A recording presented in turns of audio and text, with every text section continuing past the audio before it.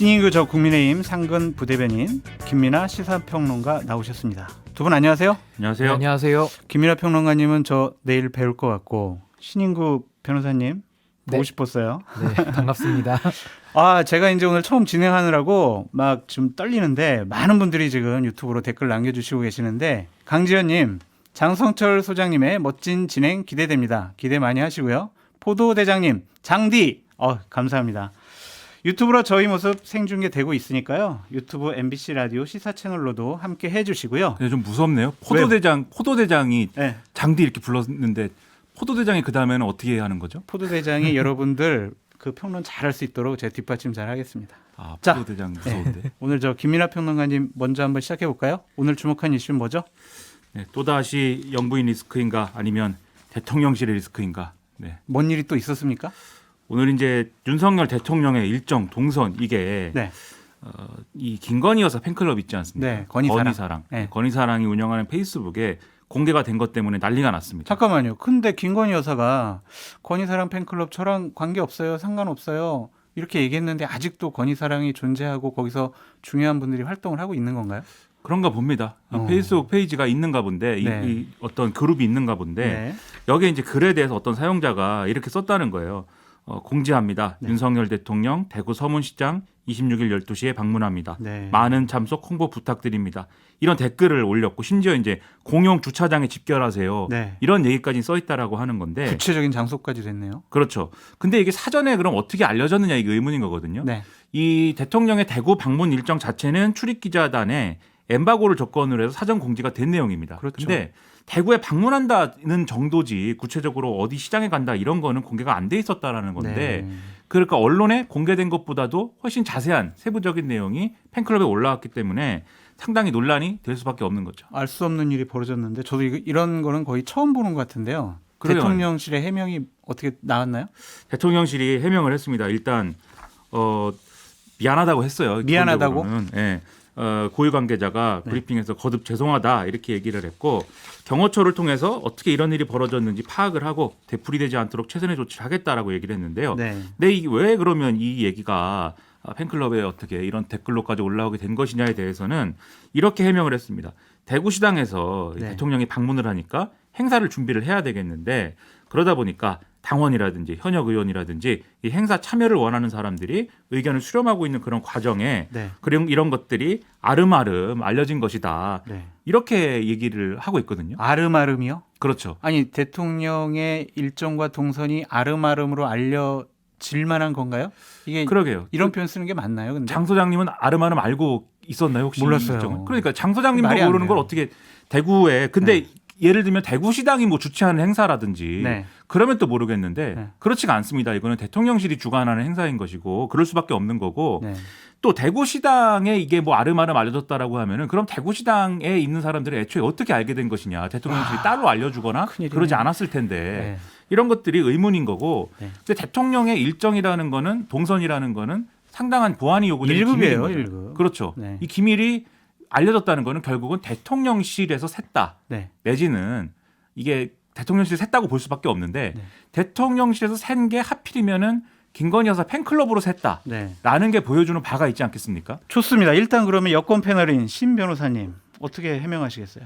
우선은 사실 지금 대구시당 얘기가 나오는데 사실 어제자 보도인가요? 그 파이낸셜 뉴스에서도 윤석열 대통령께서 조기 전대를 좀 이렇게 촉구하는 이제 그런 의견을 냈다 해서 사실 당정 분리 이거에 대한 또 문제점이 또 많이 나왔고 근데 그것과 관련해서 홍보석은 대통령 그런 말씀 안 하셨어요. 네. 분위기는 물론 그런 분위기 있지만 이렇게 얘기를 그래서 하셨는데. 저도 대통령실의 해명을 믿고 있는데 이제 네. 오늘 이런 또 대구시당에 이런 문제가 또 반복이 되면 이건 도대체 당과 대통령의 관계가 정말 하나냐. 마치 권성동 원내대표께서 대통령님의 뜻을 받들어서 당정을 하나로 만들겠다고 했는데 진짜 하나로 만들고 있는 거 아니냐라는 일정까지 공유하면서 그렇죠. 굉장히 이거는 1급 비밀이고 보안이 특별히 유지되는 사항인데 왜 대구시당에서 그 알고 있는지가 일단 의문이고 말씀하신 대로 정말로 특별한 경우에서 당에서 행사하는 무슨 주최하는 그런 곳에 뭐 대통령이 간다 그러면 또 모르겠는데 이건 지금 대통령실에서 준비하는 것들이 대구시당을 통해서 이렇게 새 나갔다라는 해명은 저는 좀 이건 오히려 더 해명 자체가 좀 부적절하다라는 평가를 받을 수 있다고 보고요.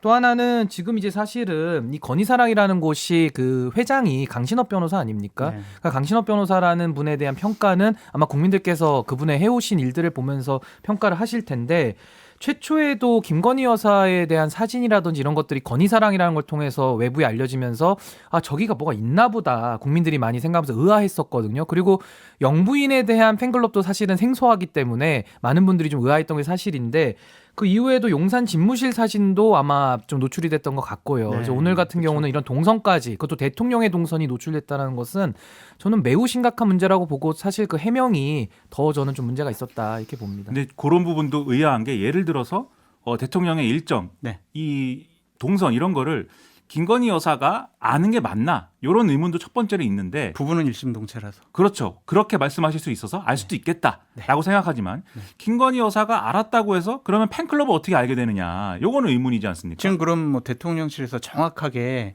어디서 지금 유출이 됐습니다라고 밝혀진 게 있나요? 그런 건 없고 없어요? 경호처가 파악을 해보겠습니다. 네. 라고 얘기를 하고 있는 거거든요. 네. 근데 일전에 이제 말씀하신 대통령실에 김건희 여사가 갔을 때 사진이 나왔다거나 이런 거는 그때 팬클럽의 회장이라고 했던 강신업 변호사가 김건희 여사 쪽에 뭐 사진을 받아가지고 공개한 거다.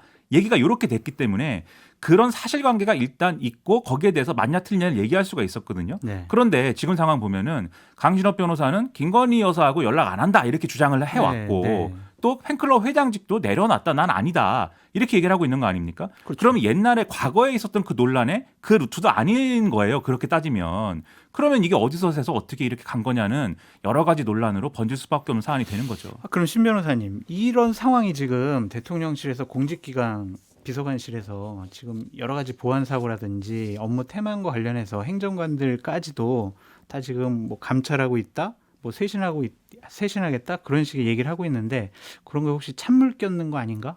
그렇게 생각해 볼 수 있겠네요. 저는 사실 대통령은 국가 원수면서 행정부 수반 아닙니까? 국민이 직선으로 뽑았기 때문에 가장 중요한 직책을 담당하고 있는 분이기 때문에 이분의 동선이라든지 이런 보안은 굉장히 저는 중요하다고 생각이 들고요. 뭐 그럼요. 경호 문제에도 관련이 있지 않겠습니까?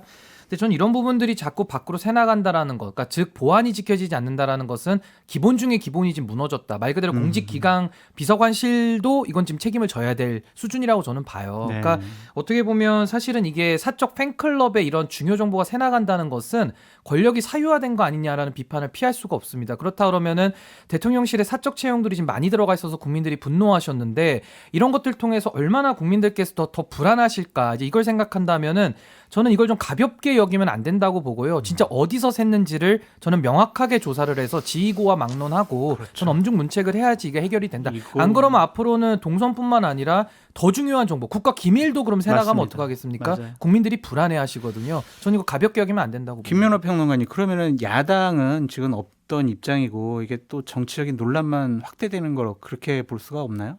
뭐 야당이 지금 여기에 대해서 입장을 낸 건 얘기한 없어요? 바는 보도로 보질 못했습니다. 왜냐하면 야당은 다른 일로 지금 정신이 없습니다. 아, 중앙위에서 당원 전당원 투표 이거 당원 개정한 거 다 부결돼가지고 비상 네. 상황입니다. 네, 그게 정신이 없는데 네. 근데 저는 이제 지금 상황이 지금 말씀하신 것처럼 걱정스러울 수밖에 없는 여러 가지 이유들 중에 지난번에 이제 김대기 비서실장이 홍보 수석하고 정책 기획 수석하고 뭐 이렇게 인적 쇄신을 하면서 우리 장성철 소장님 같은 분들이 그 정도 해갖고 되겠냐. 정말 전면적인 쇄신이 있어야 되고 특히 비서실장이 물러나야 되는 거 아니냐. 이렇게까지 얘기를 했는데. 그 예전에 저쪽 자리에 앉아있던 장성철 소장 얘기하시는 거죠? 장성철 소장이라는 네, 분이 네, 있어요 세상에. 네. 근데 이제 그렇게 얘기를 했는데 그런 비판이 있다 보니까 아 쇄신은 계속된다라고 얘기했고 네. 앞으로도 계속될 거다라고 얘기했고 지금 말씀하신 것처럼 언론 보도 나오는 걸 보면은 소위 말하는 윤핵관 라인 그리고 그 외의 비선 라인들에 대한 대통령실이 정리에 들어갔다 이런 보도 막 나오고 있거든요. 그런 상황이면 그런 엄중한 상황인데 대통령의 일정이나 이런 것들을 어떤 대통령실의 직원이라고 하면 간이 크게도 그런 쇄신 작업이 진행 중인데 유출했다 뭐 이런 얘기가 될 수도 있는 거 아니겠습니까? 네. 그러면 이게 그 사람은 어떤 마음을 가지고 어떤 생각을 가지고 유출한 거냐 이게 복잡한 부엽지 같은 얘기로 번질 수가 있는 거예요. 왜냐하면은 이게 지금 이런 대통령실의 쇄신 작업이 여러 정치적 해석을 낳고 있다고 말씀드렸는데 예를 들면 막 이런 얘기 나오고 있습니다. 윤석열 대통령 주변에 소위 말하는 검찰 출신 인사들이 일종의 그 윤핵관이라고 하는 분들이 이렇게 여러 루트로 추천해서 채용이 된 소위 말하는 정치권 인사들을 쳐내고 있는 거 아니냐. 네. 뭐 이런 얘기로도 해석이 되고 네. 또는 이 검찰 출신들하고 지금 김대기 비서실장을 하고 있는 소위 말하는 어공들이 소위 말하는 비선 라인하고 이 지금 갈등 구도에 있는 상황 아니냐. 뭐 이런 해석까지 막 나오고 있는데 그런 얘기가 나오고 있죠. 지금. 이 대통령실에서 만약에 이렇게 보안 사고가 또 났다고 하면은 이 소위 말하는 김건희 여사와 가까운 쪽은 그런 언터처블이냐 얘기 이렇게 되는 거거든요. 제가 진행자만 아니면 얘기할 것이 많은데 제가 한 말씀만 드리면 네, 저는 이 부분에 대해서는 사실 이재명 후보도 그 비서를 지금 배우자에게 붙이면서 불법 카드로 명칭되는 이 권력 사유화에 또 네. 왔다는 모습이거든요. 그렇죠. 근데 저는 권력 사유화라는 것이 얼마나 큰 트라우마냐면요. 과거 국민들이 이걸로 박근혜 대통령 탄핵을 겪었기 때문에 이 권력 사유화라는 단어 듣는 것도 사실 많이 좀 괴로우실 거예요. 근데 당시에도 연설문을 밖에서 최순실 씨가 고쳐줬다. 그러면서 이제 보안이 새면서 이 시작이 된 거거든요. 그러니까 저는 하나가 세기는 어려운데요. 이제 하나가 세기 시작하면 다 셀 수밖에 없습니다. 그래서 이 부분에 대해서는 정말로 아까 말씀드린 대로 엄중하게 이건 대처해야 된다. 전 이렇게 봅니다. 근데 신 변호사님 말씀하시는 걸 모르지 않을 거예요. 대통령실이. 모르지 않는데 왜 이런 문제가 반복되고 심지어 쇄신을 하겠다고 분위기 잡고 군기 잡고 있는데 또 왜 이러는 거냐. 신 변호사님 찍혀가지고 신 변호사님 말을 대통령실에서 안 들을 것 같아요. 그러게 말입니다. 네. 그래서 좀 들어주시라고 네. 말씀드리고 싶습니다. 좋습니다. 뉴스사이트를 들어주십시오. 네. 그러면 이제 우리 여권 패널 신 변호사님 오늘 주목한 이슈는 뭐죠? 제가 오늘 준비한 것은 최근 가장 핫한 이준석 탄원서 네. 판도라의 상자가 되나 이렇게 이거 준비했습니다. 판도라라고까지 표현을 하셨는데 그럼 이준석 전 대표 탄원서가 공개되면서 지금 며칠째 시끌시끌하고 있어요. 근데 참 논란이 있어요. 저도 궁금해하는데 아까 저 이준석 대표 봤거든요. 근데 얘기를 잘 안 하던데 이 탄원서가 어떻게 유출됐는지 유출 경위가 정말 궁금해요. 누가 어떻게 왜 유출했는지 취재해 오셨어요? 저는 뭐 취재가 아니라 네. 제가 전자소송을 늘 이용해서 소송을 제가 대리하고 있기 때문에 이제 변호사들은 이 부분에 대한 이해가 많은데 네. 이제 일반 국민들께서는 도대체 어떻게 이게 전달 과정이 되는지를 잘 모르시기 때문에 의문이 많으신데요.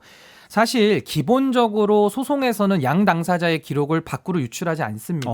왜냐하면 재판부에다가는 다 소명을 하지만 네. 제3자가 알 것도 없고요. 사실 소송이라는 그 재판정 내에서 자연스럽게 이루어지는 것이기 때문에 또 개인정보도 상당히 많습니다. 그래서 주의를 많이 하는 편인데 특히 변호사들은 비밀유지 의무라는 것이 있거든요. 그래서 더더욱 주의를 요하는데요. 네. 사실 이 부분에 대해서는 지금 상식적으로 이준석 대표는 원본을 가지고 제출한 당사자고요. 지금 오해를 받고 있습니다. 그러니까 유출시켰을 리가 만무하고 그렇죠. 이준석 대표 측의 대리인, 변호사들은 이거 유출했다가는 비밀유지 의무 위반으로 엄하게 다스리기 때문에 유출할 수가 없고요. 네. 그 재판장도 당연히 아니죠. 공직자니까. 그러면 딱 하나는 이제 송달을 받은 피고 측. 그러니까 이제 채무자 측이고 국민의힘과 이제 주호영 비대위원장이 피고로 채권자로 채무자로 돼 있고 거기 대리인이 조금 이제 의심스러울 수밖에 없는 상황입니다. 그래서 잠깐 신 변호사님 그러면은 그게 유출자가 확인이 되면 법적인 처벌을 받아요?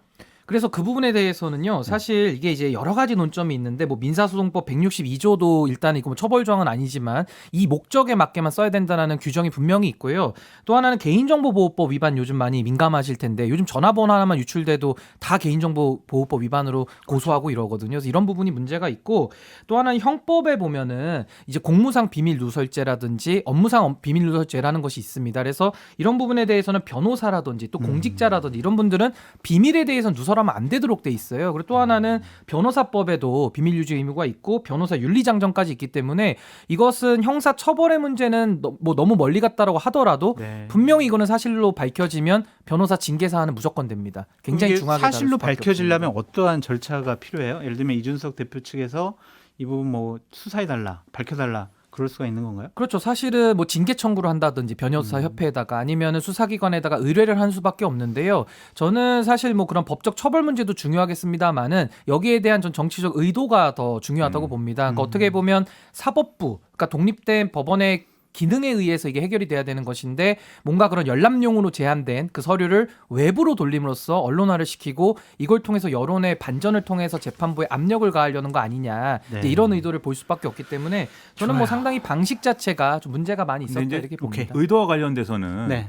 이거를 공개를 하면 이게 뭐 판사에게 무슨 압력이 될까요? 오히려 판사가 볼 때는 누구한테 유리해요, 근데 그럼? 괘씸죄를 묻지 않을까요? 오히려 아니 저는 이거죠. 이제 그러니까 뭐 이거를 유출시킨 의도는 이준석 대표가 이런 식으로 폭로하고 다닌다. 네. 그러니까 마치 현 자극적인. 정부에 대해서 이제, 뭐 내부 총질을 또 하고 다닌다. 이런 프레임을 그게 짜려는 이제 거로 정치적인 의심되는 거죠. 것이죠. 그러니까 판사가 볼 때도 지금 신 변호사님 말씀하신 것처럼 뻔한 거잖아요. 누가 유출했는지는.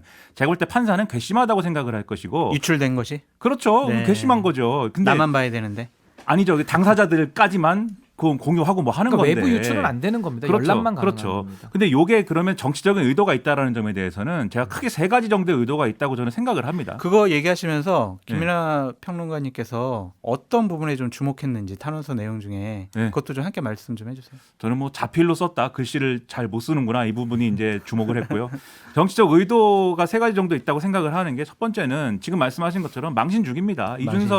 이준석 전 대표가 이런 내용을 써가지고 재판부에 냈다. 뭐 이 신군부라고 하고 뭐 절대자라고 하고 대통령 흠집 내고 그러면 국민의힘 지지층이 볼 때는 아 정말 이준석 전 대표는 역시 나쁜 녀석이야 이렇게 생각하게 되지 않겠습니까? 이제 그런 것들을 하나 노리고 있는 것 같고 두 번째는 그런 효과를 통해서 이준석 전 대표가 계속 공언하고 있는 대로 어떤 형태로든지 간에 이후에 전당대회에 영향력을 행사하고 싶은 마음인 거잖아요. 이준석 전 대표는. 그런데 이렇게 당원이나 지지층의 여론이 안 좋아지면은 이 당원이나 지지층에서는 어쨌든지 간에 윤석열 대통령에 대해서 직접적으로 겨냥하고 이러고 싶지 않은 마음이거든요.